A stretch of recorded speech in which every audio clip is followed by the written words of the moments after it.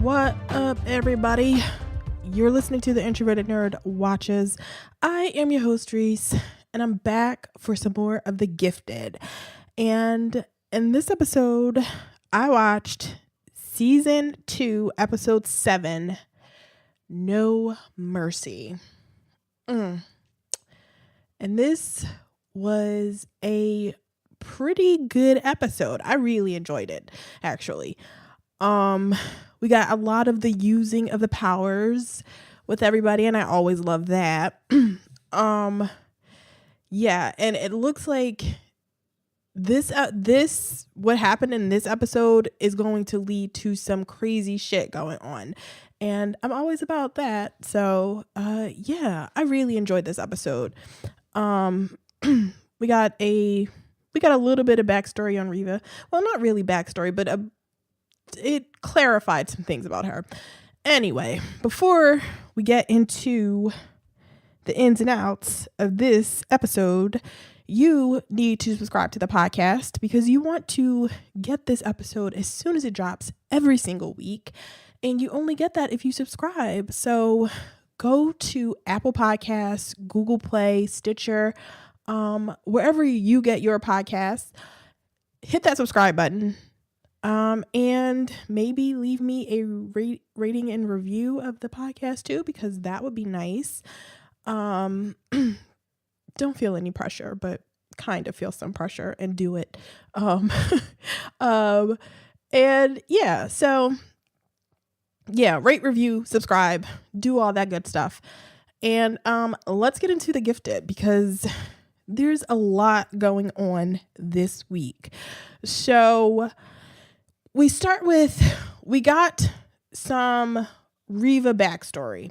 Not really backstory, but it clarified, or we got a visual of the story that she actually told Andy a few episodes ago. I forget which episode it was, but the episode where she told Andy about how her friend was murdered by the purifiers. We got the visual of that, and it was as she said. I know a lot of people were thinking that when Reeva told that story, she might have been lying to Andy.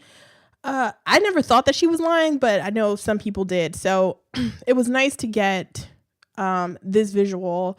It wasn't just it wasn't like a memory of Reeva's. This is just a flashback that they did as the cold open to the show. So yeah, her friend Benny you do get a different look at Reeva. Not only a different hairstyle and no black lipstick, but you get a younger Reeva. And you get a Reeva that is not radicalized yet.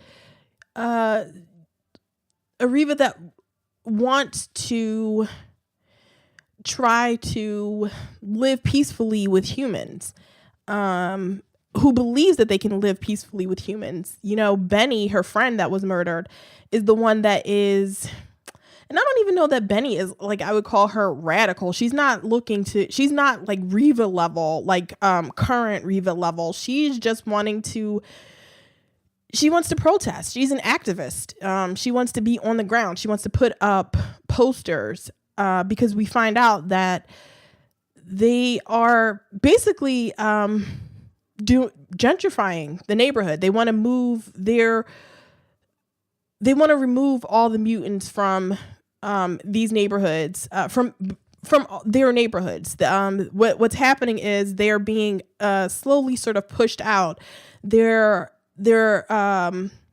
leases aren't being renewed on the houses and the apartments that they're renting. They also aren't being approved. So, it's just sort of this slowly getting them out of the neighborhood and turning it into an all-human neighborhood. And what Benny wants is for them to be able to have their own space, for them to be able to stay in their neighborhoods, and, it'll just be theirs. It's basically an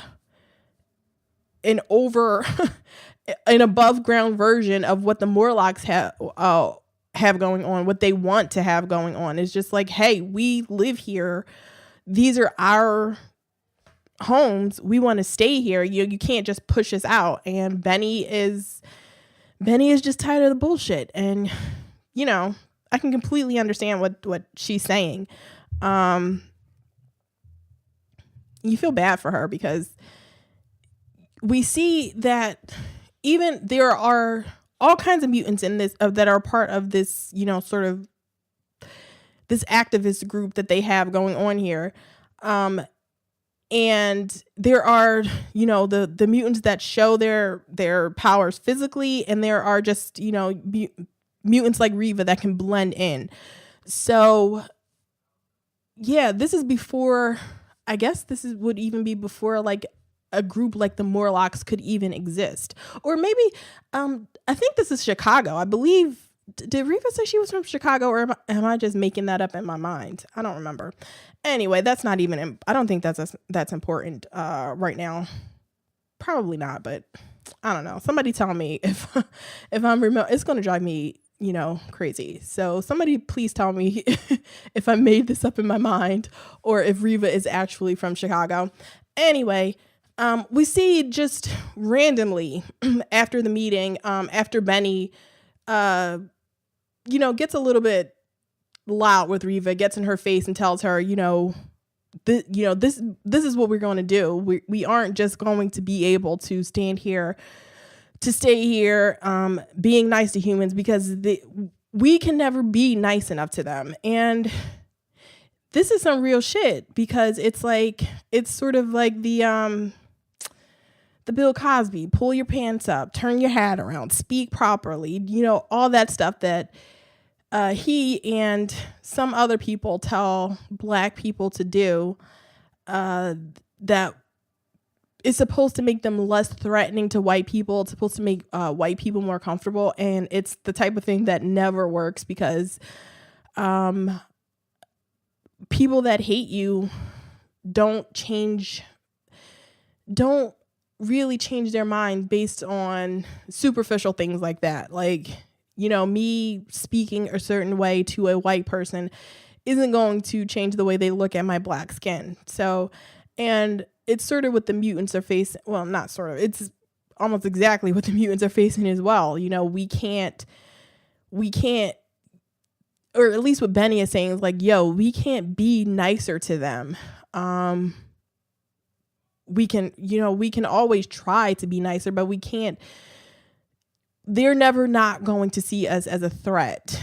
And they are in a situation where they do have powers, some of them really destructive. So it's just sort of an untenable situation that is probably always, in the case of mutants and humans, always going to be combustible like this, because, you know, you have a mutant like Reed running around like right now, who is absolutely, his powers are absolutely uncontrollable right now, and he is dangerous to everybody around him.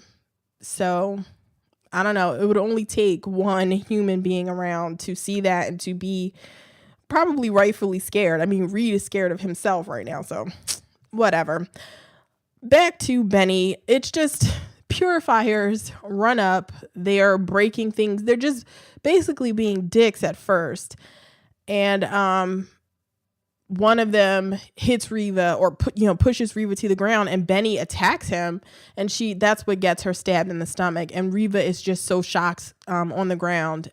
They get away, and Benny dies on the ground right in front of Reeva, exactly the way she told Andy that it happened. So poor Benny just wanted better for her people, and that's what she got, murdered right in the street. I liked Benny too. I wanted to see, I don't know why I liked her. She was just, I don't know, maybe I just liked her attitude. I wanted to see more of Benny, but I don't know, unless we get another flashback to, to Reeva in the way back, no more Benny for us. So I'm going to do Jace first, because Jace, he has just got all kinds of problems. So it feels like Jace just doesn't know what to do anymore. He's moving in a direction that takes him further and further into the world of the purifiers, but he does seem reluctant about it. I will give him that. He seems reluctant, and he's voicing his opinion when he tells them he's not 100% for what they're doing. But I don't know that you can be sort of halfway in and halfway out of a terrorist organization. I mean, you're either in with them, or you can't play the fence right now. And that's what he kind of wants to do, but they're pulling him, and he's following. He's following slowly, but he is following in their direction. And so what he has going on, his wife is not speaking to him. She will only speak to him through her lawyer. And I'm guessing that he's not signing the divorce papers, or he's not being cooperative in the way that he's supposed to, because he can't speak to her directly. Because before he hangs up on her lawyer, we hear the lawyer says something about how he can't skip this, this phase of what's happening. So I'm guessing that, he's the one that's holding things up, and his wife just wants to keep it moving. And I want to reiterate that I am on that woman's side. I forget Mrs. Jace's name, because she's not really a character in this season. We see her for like two minutes, and what was the first or second episode or something like that.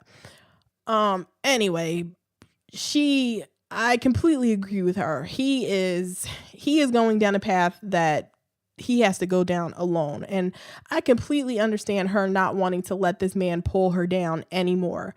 If she's in a place where she's ready to, I don't know, maybe forgive is the wrong word but I'm just going to say forgive the people that murdered her daughter, killed her daughter, whatever she feels that happened, or however she wants to describe it.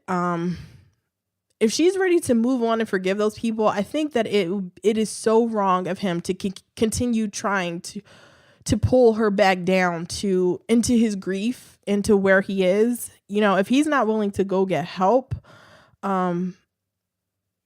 on a continuous basis, then it's wrong for him to pull her down like that. And she doesn't have to stay to be pulled down. If he's not willing to get the kind of help that he needs, then she has to do what's best for herself. So nobody else probably cares about Mrs. Jace. But I just wanted to say that, because that's some real shit too. Like, you don't have to be...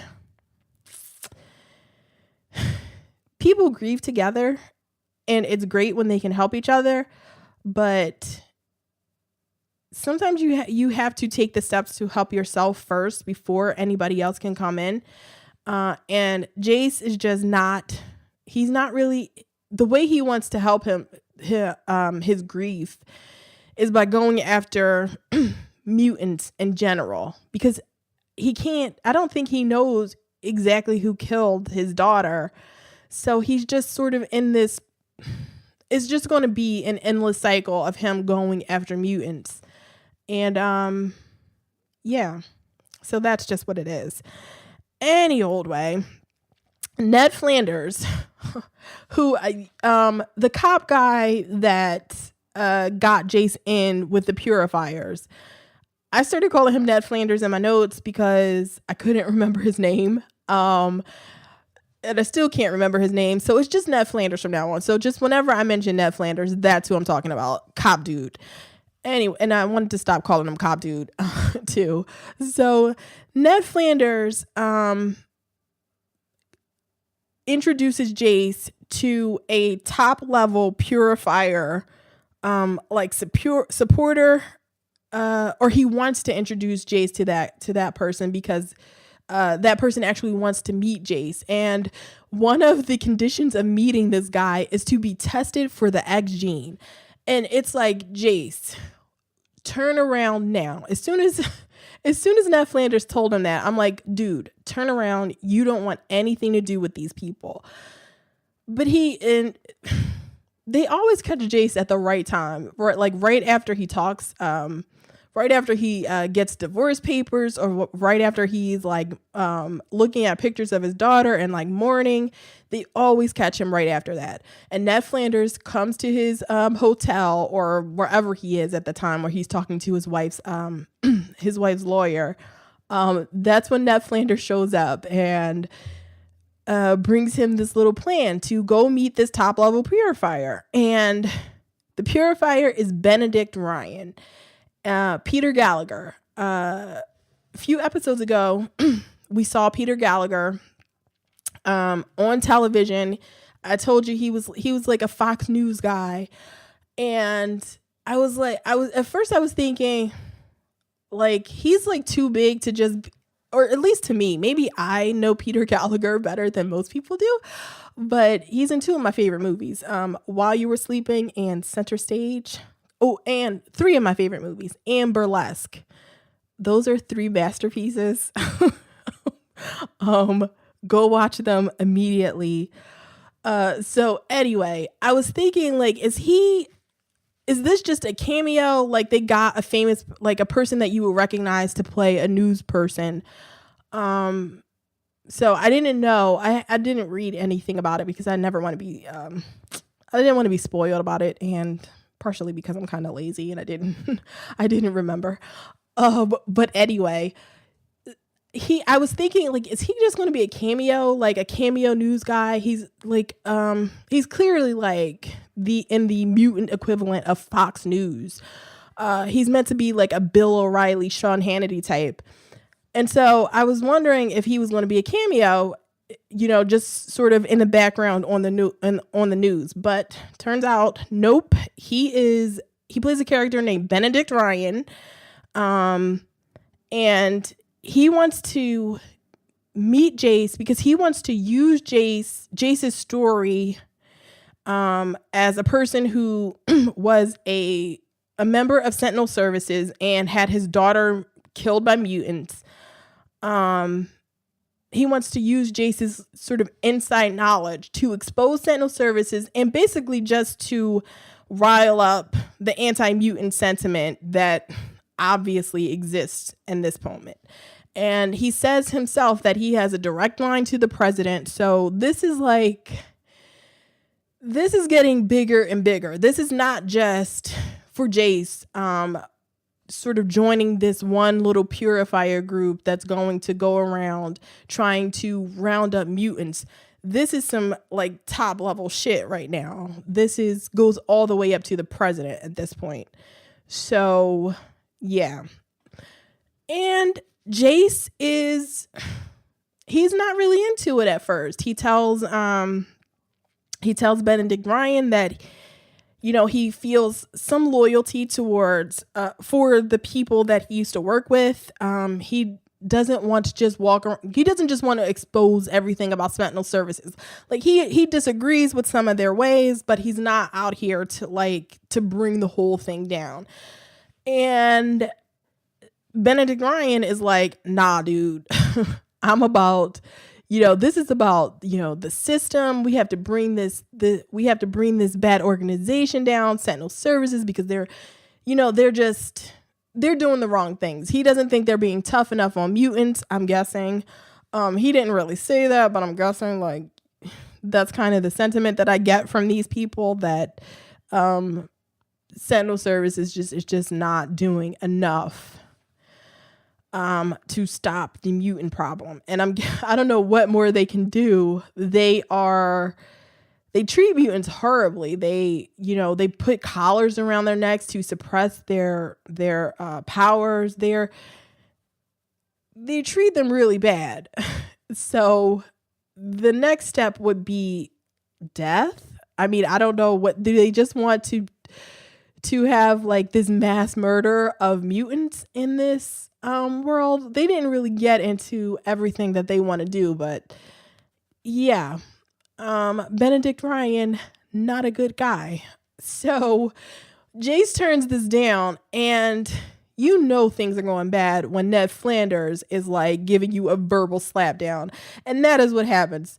Ned Flanders goes up to Jace, and Jace is like a foot taller than this dude, and it just doesn't matter because Ned Flanders is basically like, yo, dude, what the fuck are you doing?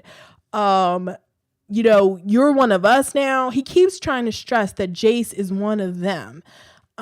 Just like he said last week, he keeps telling Jace that you're one of us, you were a part of the raid with us. Like, he keeps wanting to stress that Jace, and it's almost like he wants to make Jace feel like he has no place else to turn. Like, this is the only place you can turn if you want the results, basically. And I don't know that Ned Flanders is like, some psychological, he's doing some psychological thing. I just think that's what I think he believes this. So I don't think I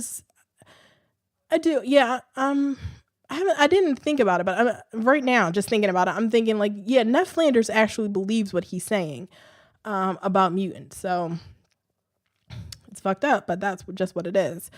So, but it works because Ned Flanders turns him around, and that by the end of the episode, Jace was back with Benedict Ryan, telling him he'll go on his show and tell him whatever he needs to know. The only thing that he is against is like he'll talk about Sentinel Services and the things that they're doing wrong, but he won't name any names.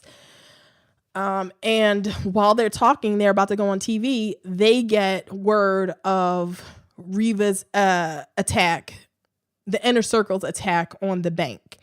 And this is just sort of like, if he had any doubt, if he was going to really have any doubt, finding out that Reeva attacked this bank is just, it's just like, it threw all his doubt out of the window. So I can't wait to see what he's going to do on that show. Like that shit is going to be crazy. I want to know. I can't wait. Like, I don't even know what to think about. I can't wait to see what he's going to say when he goes on that show, because they're going to, especially since Benedict Ryan is a news person. He's going to be on a news show. I'm sure they're going to be getting like live news about what happened when Reeva attacked that bank, and it's not good at all. So yeah, cannot wait. The show is going to be off next week for some reason. I don't know. There's not baseball or anything on, so I don't know what's happening.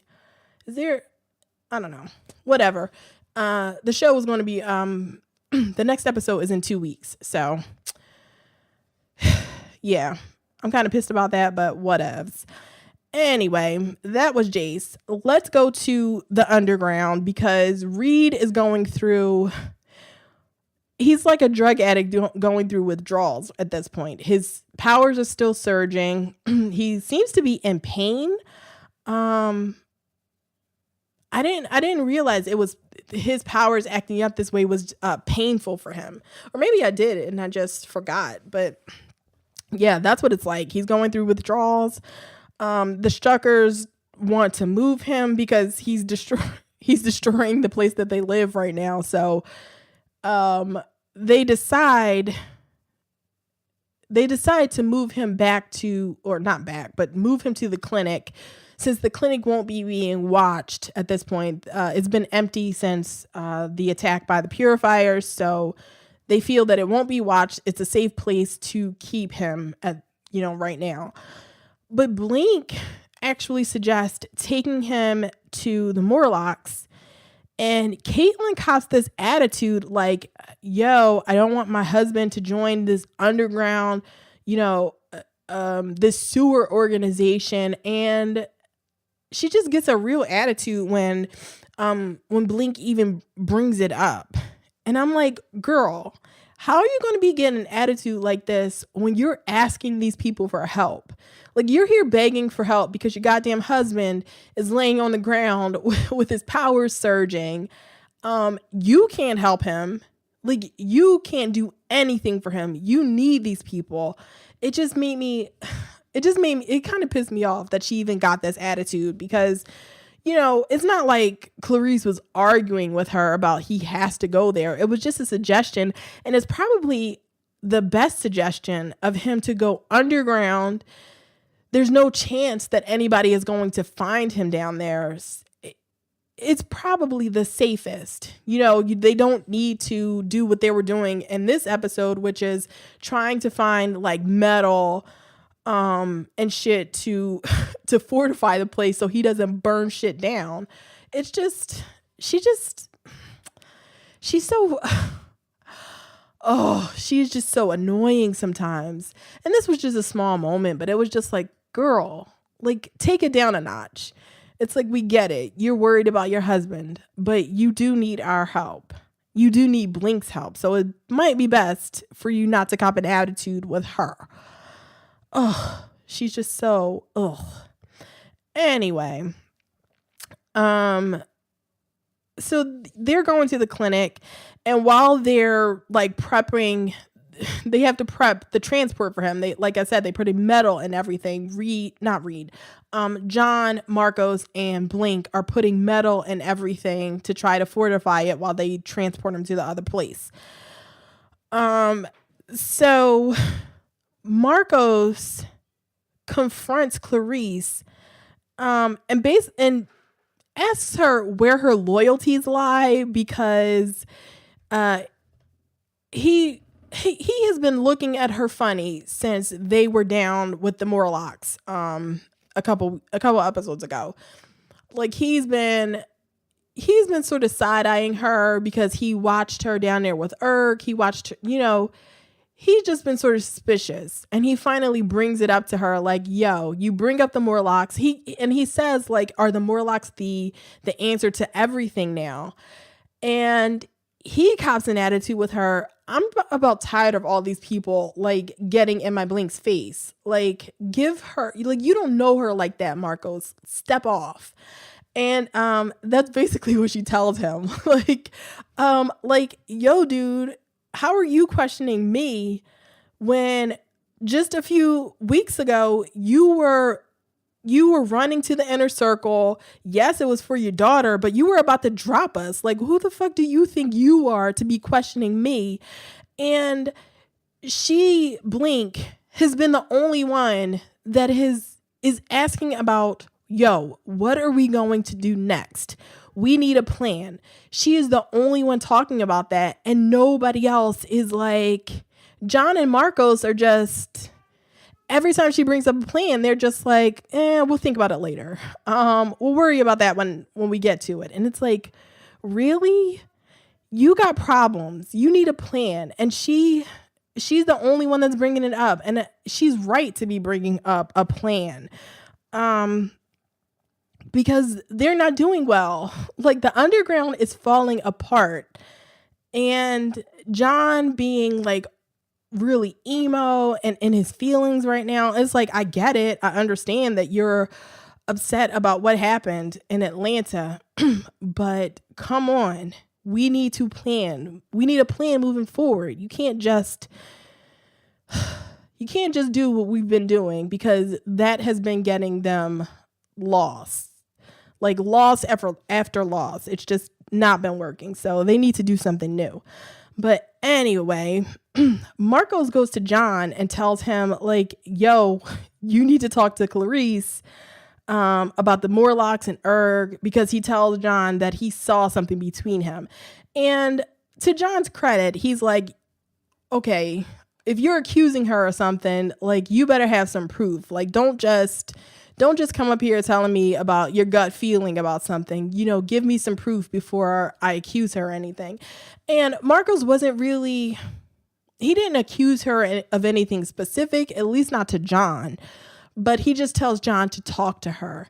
And John does. This is one of the things that I really like. I think I mentioned this in a few episodes ago. I like that they talk to each other. I mean, they've been holding back for the last few episodes, but I'm going to give them a pass since, like, shit was just, like, really out of control.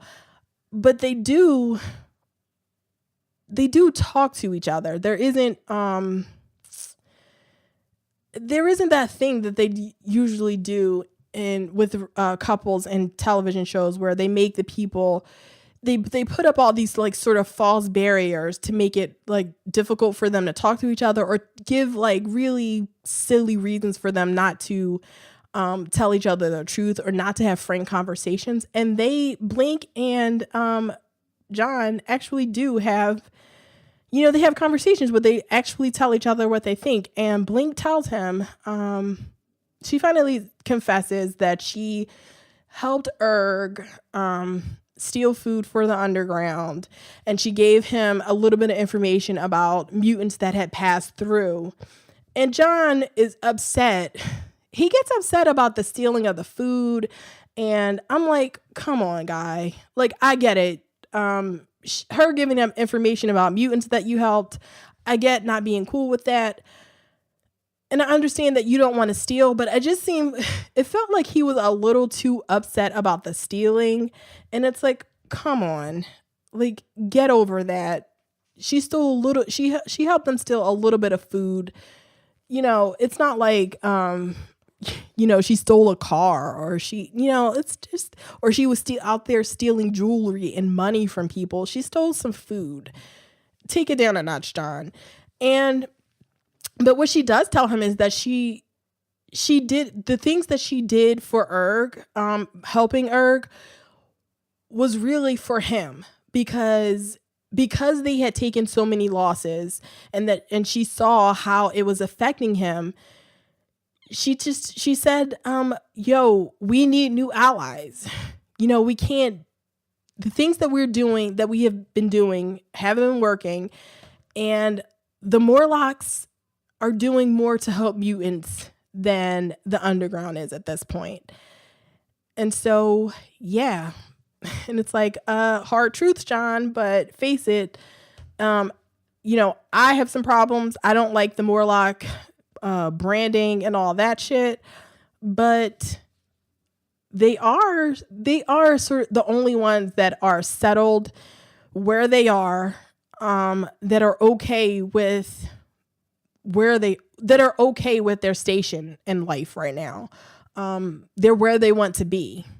Everybody else, the inner circle, the purifiers, the underground, they're all still trying to find their place. The Morlocks are living a good life, they're living in the sewers. We can look there. Marcos and everybody else can look their noses down at that, but they're relatively happy and safe from everything that, we've seen so far. So, yeah. And, she does tell John, the underground is falling apart and he needed a win. And that's why she did what she did. And basically, sorry, not sorry. And she walks away. So, and the end of this, Caitlin finds a geneticist in North Carolina that has some information about the Von Struckers, and she might be able to help Reed learn how to control his powers. Whatever. I don't know if we're going to see her. I don't know how they're going to get to North Carolina when he can't do anything but burn shit up. So that should be interesting going forward. My girl Lauren in this episode confesses to Caitlin that when she and Andy were using their powers together in Atlanta, that she knew people were dying, but she felt free and she felt powerful. So that's scary, because if Lauren felt that way, then, I'm wondering, can she be flipped the way that Andy was, to go to like the bad side, quote unquote? I don't know. I do love Lauren though, so I want to see what's going to happen. Caitlin tries to talk her down from that, trying to tell her that, she's not anything like the the Van Struckers or the Von Struckers. She's not anything like those twins. They were just evil. But Lauren, I don't know. I think my girl Lauren might be slipping, y'all. Like if she describes using her powers with Andy as freedom and power, and how she liked it, then I don't know. Can she resist that pull of using her powers with Andy again? Because that's obviously going to come up again. That has to come up again. So yeah, I can't wait to see what happens with that. And excuse me. I'm tired. And Reed just has all kinds of bad shit going on, so I want him to get his power straight, or I want him to not be burning everything up and not be like curled up in the ball on the floor crying the whole time. Yeah, so that's what I need from him. I need him to get it together. I'm sympathetic to what he's going through, but I just really need him to get it together like right now, because yeah, I cannot deal with another episode with him just, sitting around crying, cowering away from everybody, his family, because he's scared he's going to hurt them. I mean, I get it, but yeah, come on. So I'm so mean. Like last week I was so sympathetic. I was like, oh my God, it's so terrible what happened to him. And this week I'm like, come on, dude. Like I'm like that Judge Judy gif of her like tapping on her watch. Like, come on. Like I only got so much time here. Anyway, let's get on to Reeva in the inner circle, because that's where all the action was. So the plan for the inner circle is to go to this bank, Creed Financials, and basically just siphon all the money out of this bank. Use that bank to fund whatever they have going on next. And Reeva has been the QM from last week, is an executive from the bank that works at the bank. His name is Quinn. He is a really nice guy. And he really cares about Reeva. But unfortunately for him, he got seduced by that beautiful face, and nothing goes right for him from there. We find out way too much about that guy for him to live through this episode, and he ends up dying. So we find out his wife died. What the hell is that? I got a fucking bird outside my window and it's being annoying. Anyway, I'm sorry. His wife died. He has 2 children. And he even shows Reeva a drawing that one of his kids did, showing him that, a picture is a picture of him smiling, and his son tells him, or his daughter, I forget which one it is, but the kid tells him that they drew a picture of him smiling because it's the first time he has looked happy in such a long time. And he shows Reeva that picture, and I'm like, oh my God, they really just want to lay it on to us so thick. So so just so you know, he's not a bad guy, I guess. But I'm like, as soon as we got that picture, I was like, oh my God, are they going to kill this guy? Is that what they want to do? He just seemed like he was such a nice guy. Anyway, so Reeva has been using him, lying to him, and they're going to use him as somebody who can walk into the bank freely to disable the mutant identification system that they have at that bank, so that they can get in and do what they need to do. And it's a pretty good plan that they have. They are working in conjunction with each other.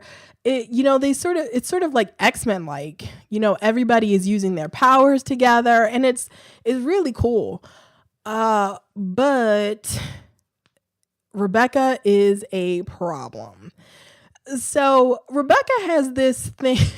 Rebecca does this thing where she says something that's like that's kind of fucked up, but she says it in a funny way so everybody can like joke it off. Like last week she made those, what did she make? Was it waffles or pancakes where she put like a devil face on it? And it's kind of creepy, but then it's like, oh, it's not a big deal. And then in this episode, she's telling Andy, she's explaining to Andy that she's nervous that she's not going to be able to perform her part of the task that they're doing. And she's telling him that she thinks that she's going to get ridiculed and they're going to tell her how stupid and useless that she is. And Andy is trying to reassure her. And her response to that is to say, oh, so you'll kill everybody that makes me feel bad. And Andy is like, yeah, I'll kill all of them, ha ha ha. And they're laughing about it. But then you see her later in this episode and she murders. Rebecca murders all of the workers at this bank. They put all of the employees they lock them in one room, and Rebecca, she wants to murder all of them, and she does murder all of them. So she starts talking before they even complete the plan. Rebecca is telling them that she's asking why are they going to let the employees go. She's saying how bad they are. They work for this awful company, and she wants to know why they're just going to let them leave. And everybody is telling her like, yo, they're humans. They don't have anything to do with this. Let's just do what we're supposed to do and get this over with. And by the time they get to when they're supposed to be leaving and they lock all the employees in the room, Reeva has already told Quinn multiple times and told all of the employees, you'll be safe as long as you do what you're told. You'll get to go home to your families. Nothing is going to happen to you. Just be cool. And for the most part, that's what all those people do. I mean, one white guy gets a little bit mouthy, but they don't do anything. They don't do anything outrageous. And that's just not enough for Rebecca. They walk away because the police are on their way, and Rebecca murders all these people. We see just a bigger version of what she did on that video. What was it, last week or the week before? Where she basically turns everybody inside out, and all you see is a bunch of blood splash against the glass doors. And it's like, oh shit, Reeva. It's like, oh my God, Reeva, you got somebody that you absolutely could not control. And now everything, like all bets are off. Everything has Rebecca murdering those people just kills any momentum that Reeva had. Because we do find out from John that he was trying to get help for Reed, to help Reed, sort of get away or find someplace else to put Reed for safety. And he told Marcos, like, yo, we're losing to the inner circle. Their message of, mutant uprising is spreading and people believe it. But Rebecca just destroyed all of that.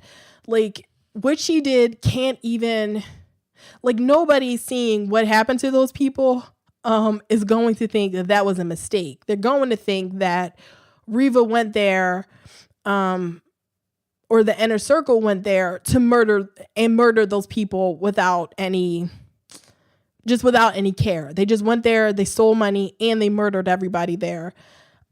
So yeah, it's all over for Reeva. I don't know how she recovers, how her plan recovers from that, how the inner circle recovers from that. They're literally back at square one with this. And they also have a bigger problem of actually dealing with Rebecca, because she kills those people and then she smiles about it afterward, and they run out. And it's like, oh shit. Like, Andy is seeing her for the first time because Andy tried to stop her from killing them. But Andy is also kind of the reason that she got the power to kill them. She wanted to kill them before, but Andy is the one that sort of hyped her up in order to be able to turn the safe inside out. And what he did was he told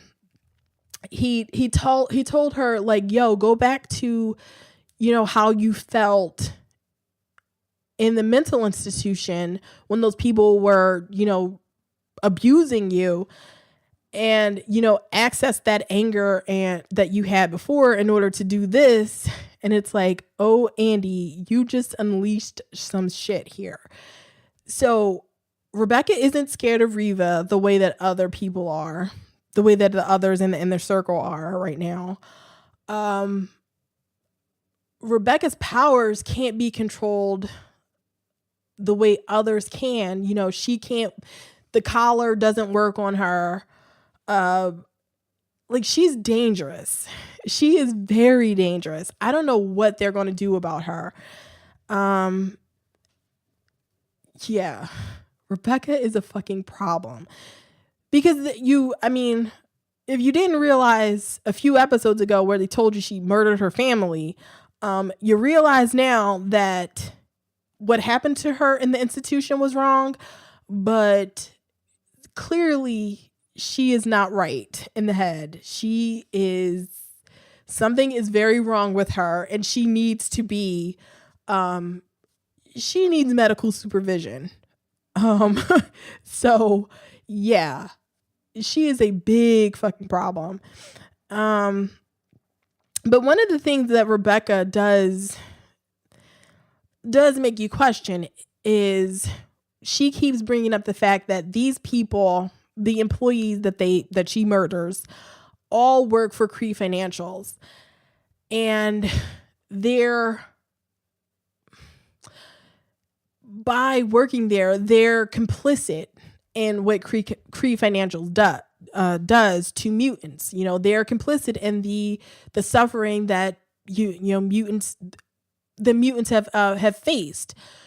So it does make you question, like, how responsible are the people that work for these bad corporations? Like, if you, like, real world, if you're an executive, or not even an executive, if you're an employee that works for, I don't know, Amazon, are you complicit, and you have all of your, and you make a good salary, and you have your benefits? Are you complicit?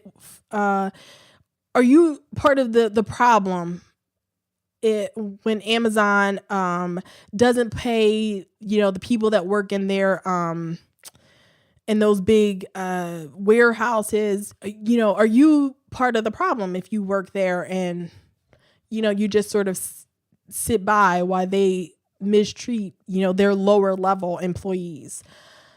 I don't know. Is there an answer to that? Like, real world, is there an answer to that? I don't think so. I feel like it's the people that are on top, that are to blame. Like, if you're a person that needs a job and you get one at Amazon, or in this case, Cree Financials, like Quinn said, like, this is just a job for him. I don't know how much power he actually has. Well, he has enough power to be able to open vaults and whatever. It's a question that probably can't be answered, and I can't answer right now. All I know is Quinn is dead. Reeva has she sort of inadvertently continued the cycle. She promised Quinn he would be okay. He would be able to go back home to his children. Unfortunately, her plan, the thing that she put into motion made it so that doesn't happen. And so we're probably never going to see his children on this show. Like Quinn, this was his first and last appearance on this show. But just long term, what she did caused his children to be completely parentless, and she created another generation of people that could possibly hate mutants. So she created what she was trying to combat, and now everything is bad for Reeva, for the inner circle. And you do actually get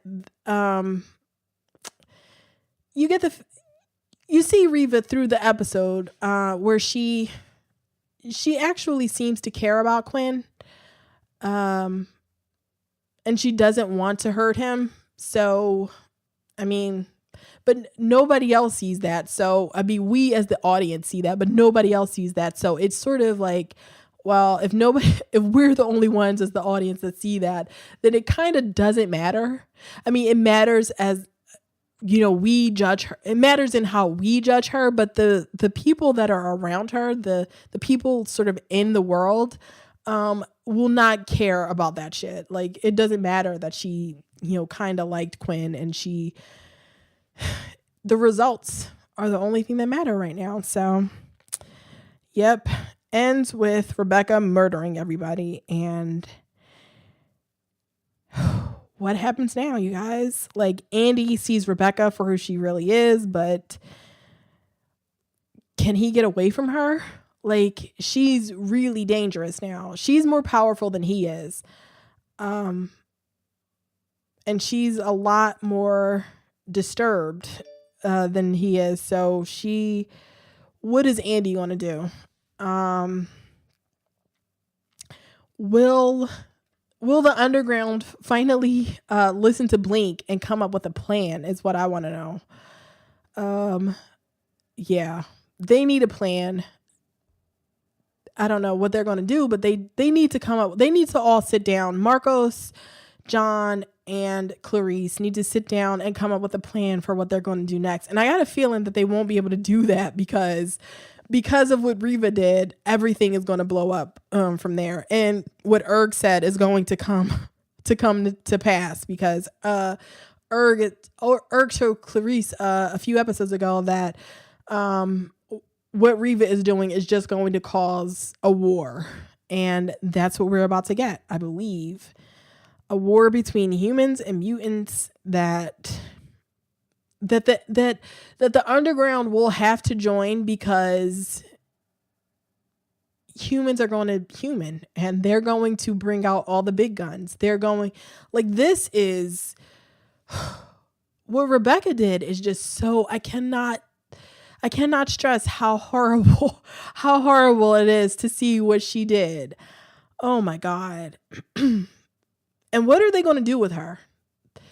Like, seriously, what is Reeva going to do with Rebecca? What is she going to do? I don't know, you guys, but that is the end of the episode, and I'm excited to see what happens. 2 weeks we have to wait for it, but I'm excited to see. So, if you want to talk to me some more about The Gifted or anything else, you can follow me on Twitter. I'm at NerdTravertPod. Use the hashtag NerdyWatch, because that's what I use when I live tweet everything, and you can use that to chat with me so I can see. You can follow me on Instagram at The Introverted Nerd, or go to the Facebook page and like that, facebook.com/The Introverted Nerd. If you want to send me email feedback, send it to theintrovertednerd@gmail.com. And that's it, you guys. So I'll be back in a day or two with my review for Black Lightning, and then that's it. I don't know. Any old way. Until then, later Gators.